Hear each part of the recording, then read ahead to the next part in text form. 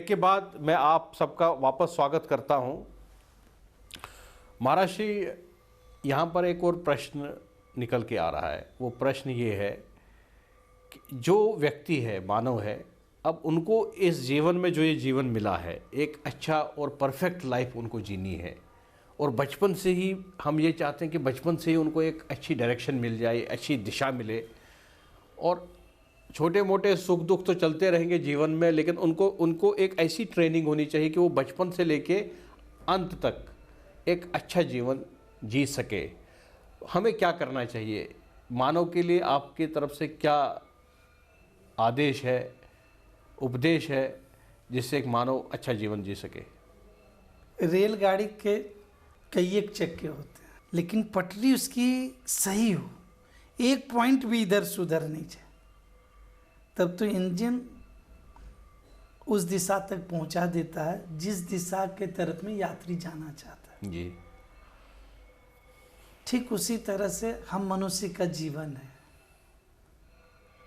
हम अपना जो जीवन में यंत्रमय जीवन की, आज का जो आधुनिक जीवन है हमारा यंत्रमय हो चुका है।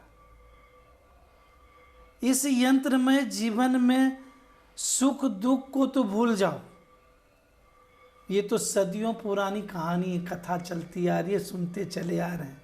लेकिन वर्तमान में जो हमारा ये जो जीवन है, इस जीवन को मैं कैसे सही रास्ते पर ले चलूं?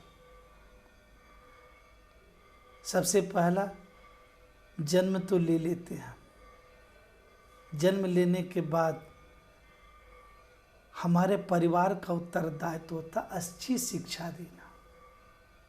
वो परिवार का उत्तरदायित्व उन बच्चों के लिए, उसको अच्छी शिक्षा दो। अब अच्छी शिक्षा में क्या कहते हैं, इंजीनियर बनेगा कि मेडिकल साइंस में जाएगा, ये नहीं है शिक्षा। ये शिक्षा तो सिर्फ भौतिक बात में धन कमाने का राह है। हम डॉक्टर हो गए, हम इंजीनियर हो गए, आज का मैं यहाँ का प्राइम मिनिस्टर हो जाऊँ या कुछ भी हो जाऊँ, मंत्री हो जाऊँ, ये शिक्षा नहीं है। ये तो अर्थ के इस युग के अंदर में हमने एक अर्थ कमाने का राह खोला है, बस यही मान लीजिए। असली जो शिक्षा है, जो भगवान राम ने बोला था,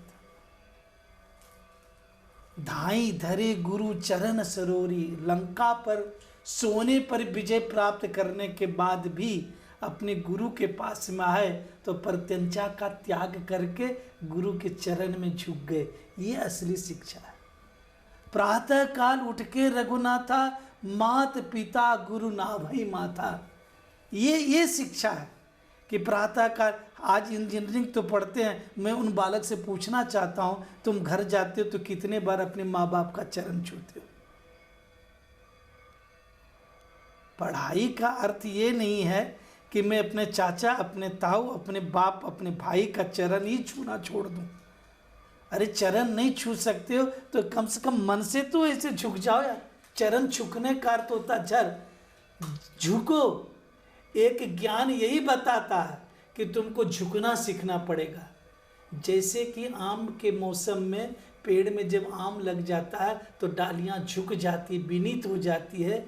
तो जिस ज्ञान से, जिस आईटी से, जिस मेडिकल से अगर तुम झुक जाते हो तो सोच लेना वो अच्छा राह है और वही दिशा है, वो राह को पकड़ो। हमारे पूर्वजों ने आज से हजारों लाखों का काल पूर्व भी ये इंजीनियर थे।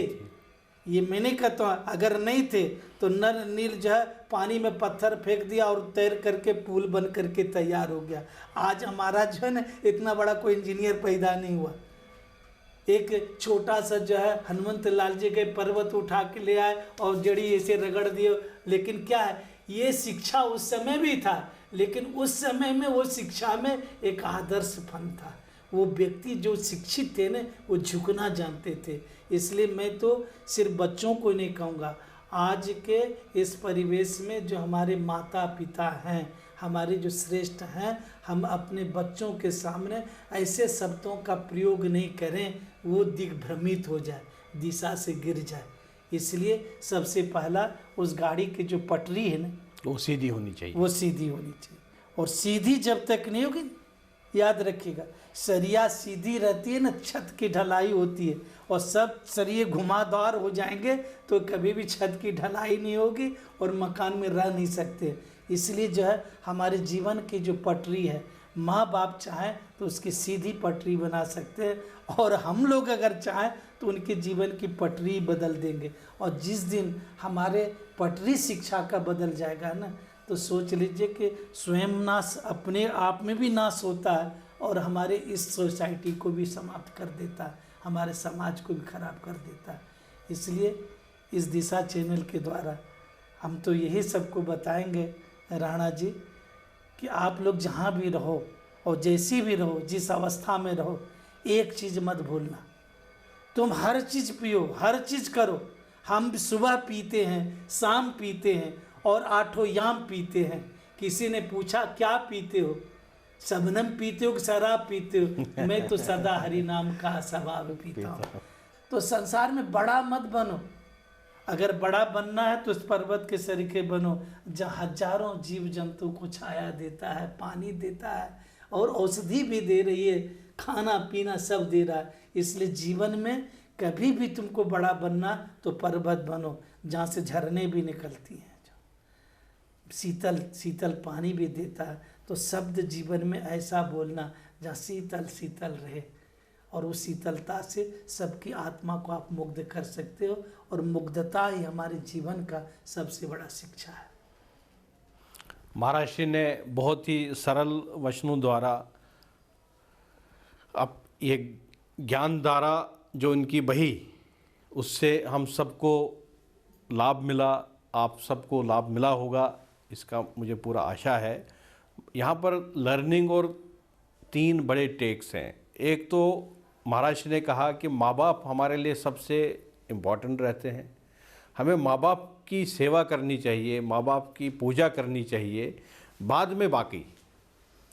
दूसरा महाराज ने ये भी कहा कि जीवन में कर्म करना चाहिए, निष्काम कर्म करते रहिए, आपका जीवन अच्छा होगा, सुधरेगा, और आप खुशहाली से इस जीवन को बिता सकते हो। तीसरा पॉइंट यहाँ पर महाराज जी ने बहुत ही इम्पॉर्टेंट ये कहा कि जो हमारी एजुकेशन है, जो जैसे इंजीनियरिंग की एजुकेशन है या आप मेडिकल साइंसेस की एजुकेशन है, जो मटेरियल वर्ल्ड की जो एजुकेशन है, ये तो ज़रूरी है, हमारे को जीवन चलाने के लिए बहुत ज़रूरी है। लेकिन इसके साथ साथ में आध्यात्मिक एजुकेशन, जिसको मॉरल साइंसेस कहते हैं, वो भी बहुत ज़रूरी है। हमारे अंदर में वैल्यू सिस्टम आना चाहिए, हमें ये समझ आना चाहिए कि हमें घर परिवार में कैसे रहना है भगवान श्री राम जैसे, हमें प्रेम कैसे करना है भगवान श्री कृष्ण जैसे, और हमें किस तरीके से अपने माता पिता की सेवा करनी है, बच्चों की ड्यूटी निभानी है, और संसार में मित्रता से रहना है। मैं इससे पहले इस कार्यक्रम को यहीं पर हम समाप्त कर ले, मैं महाराज श्री का एक बार धन्यवाद देना चाहता हूँ। महाराज श्री, आपने बहुत ही अच्छे वचनों द्वारा हमें भी लाभान्वित कर दिया, और हमारे दर्शकों को भी आपने ज्ञान की गंगा से नहला दिया, गंगा के इस तट से, और मैं आपका बहुत बहुत आभारी हूँ और आपको धन्यवाद देना चाहता हूँ महाराज श्री। ऐसे कार्यक्रम आपके साथ हम करते रहें, इसी आशा के साथ मैं आपसे धन्यवाद लेना चाहता हूँ। धन्यवाद देता हूँ कि फिर आपसे हम मुलाकात करें। ज़रूर महाराज श्री, ये योग सुयोग फिर बने जी, हमारे लिए ये बड़ी सौभाग्य की बात होगी। और मैं आप सबसे विदा लेना चाहता हूँ और आपका भी धन्यवाद देना चाहता हूँ। आप ये कार्यक्रम लगातार डिस्कवरी ऑफ स्पिरिचुअल इंडिया देख रहे हैं, आपका बहुत बहुत धन्यवाद। नमस्कार।